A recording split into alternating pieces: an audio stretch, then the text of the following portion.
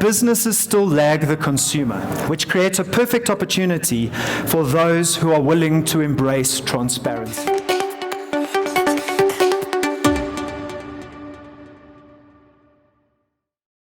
Who would disagree with me that it's tough in our economy? I think we've heard that all afternoon. And so in this tough economy, without the consumer, we can't sell all the wonderful things that we make. So what I want to do today is try and push the boundaries a little bit and give you some insights into what we see in the consumer market. Can I do that? Okay, so we agree that the South African landscape for vehicles is complex. There are many makes, models, and variants, and it's probably one of the most complex landscapes because we heard all about the dumping ground and what Africa is. To add to that, the decline of government spending, consumers holding on to their cars for longer, less sales in the market, all made worse by this one thing, the tech-savvy consumer. And he comes along, or she comes along, and just stuffs everything up. All the stuff that we believed in, and messes it up. Because this new tech-savvy consumer is ready to buy. Once they walk into your business, they have done more research than any generation before them. They know everything about the price of your product. They know everything about the features of your product long before they get to your business. Which means that this changes the way in which we should think about the consumer. And that is, the internet is not a lead generator. The internet is an opportunity to influence the consumer. And that's an important point because influencing the consumer, while they're anonymous, they are becoming more and more and more anonymous. And thinking about the internet as an influencing medium means that you've got to think about the internet in terms of how the consumer thinks about your brand. And that's hard to do when they're anonymous. So you have to make yourself an option using influence. And on top of this, our economy has changed. Made even worse by disruptive middlemen who are reducing profit margins. And to top all of this off, the stack does stop. The lack of good structured data in the country is making pricing very, very difficult. Because a lot of the time, unsophisticated businesses are being relied on for this data and the supply of the data. Trade and retail pricing is antiquated and outdated, and pricing methodologies are being used that were being used back in the 80s. So more and more businesses in our industry are beginning to ask, how do I raise the profile of my business? How do I adapt to change? How do I get more of the right feet through the floor, through the door? And how do I start a digital-first strategy? But what if I told you those are the wrong questions? And that the right question is, how do I understand the consumer journey to my product? Because understanding the consumer journey is the precursor to the lead. Because if we understand that consumer journey, we will get the lead, and then we will make the sale. Think in terms of a consumer. We're all consumers in this room, as well as business owners and leaders. Think about pricing in terms of the consumer. Think about alternative choices in terms of the consumer. Think about your reputation in terms of the consumer. And think about transparency in terms of the consumer. And we're going to get to transparency in a second. Consumers comparison shop everything. And because they comparison shop everything, I have this relentless drive to continually understand how consumers shop for cars. Because if we can understand how consumers shop for cars, AutoTrader can help move the industry forward. And in understanding how consumers shop for cars, we realized one thing, and that the data structures within South Africa are flawed. It's difficult to use. And in creating those databases that are as clean as I think they need to be,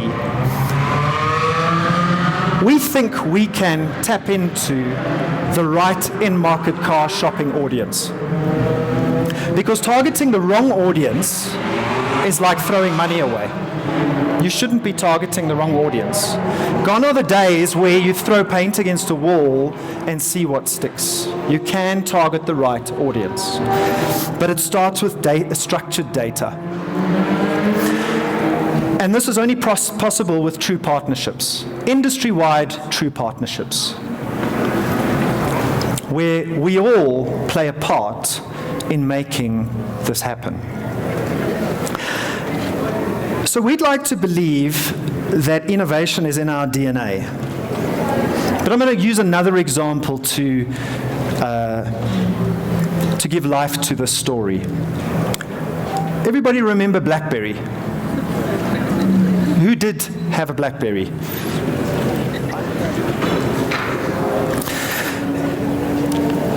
BlackBerry thought that they were an alternative to the iPhone. Who thinks BlackBerry was a smartphone?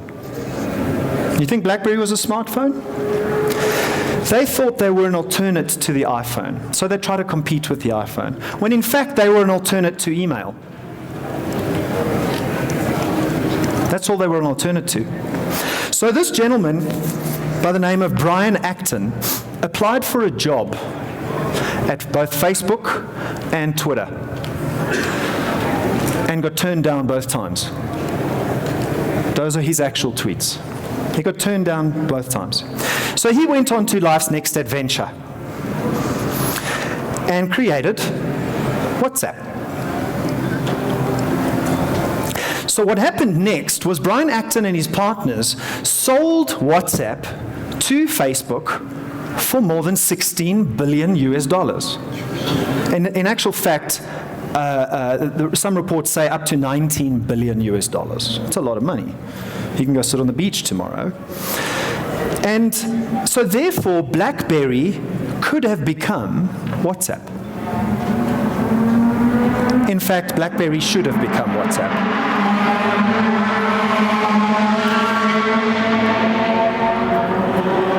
So consider this.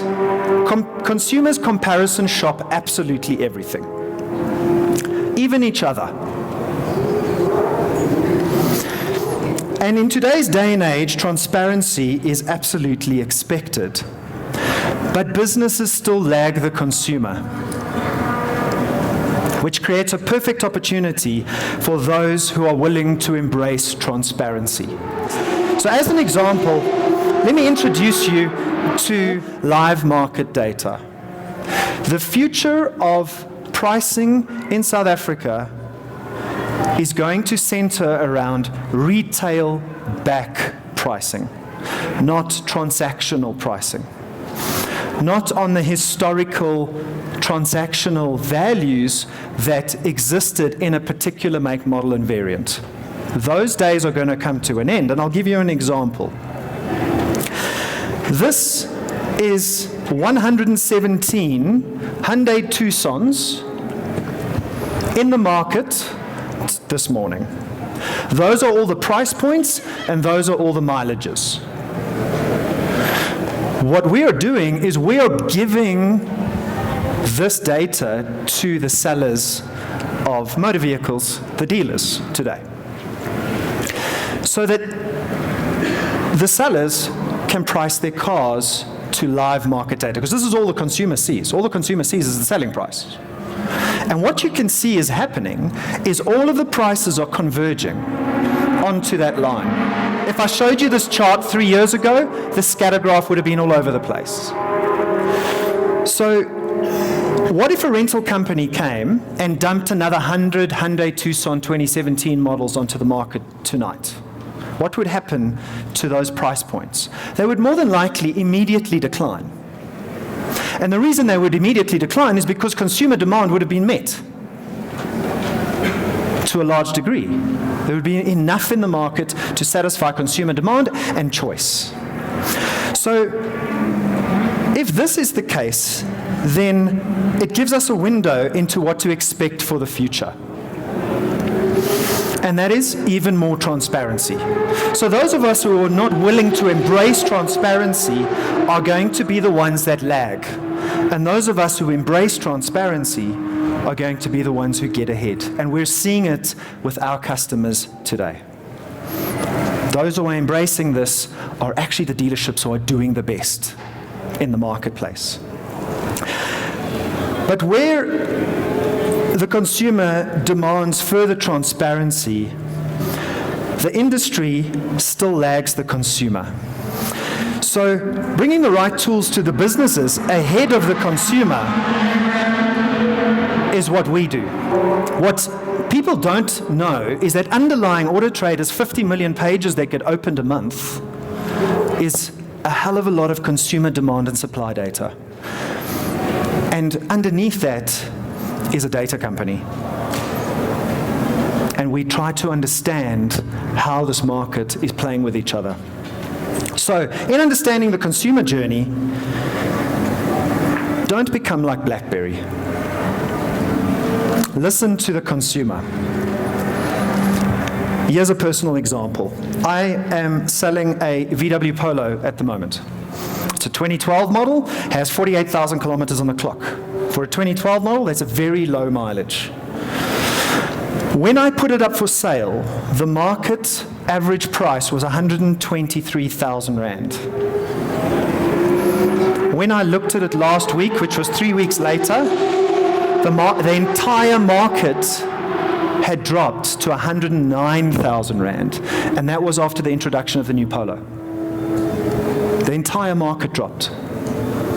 And this is the point about transparency. So listen to the market and get digital, because this tech-savvy consumer buys with their eyes. They're anonymous. Use your online presence, your photography, your speed of service delivery, and more importantly, influence to grab their attention. And then lastly, try and have an e-commerce mindset. Every solitary thing is going to move on to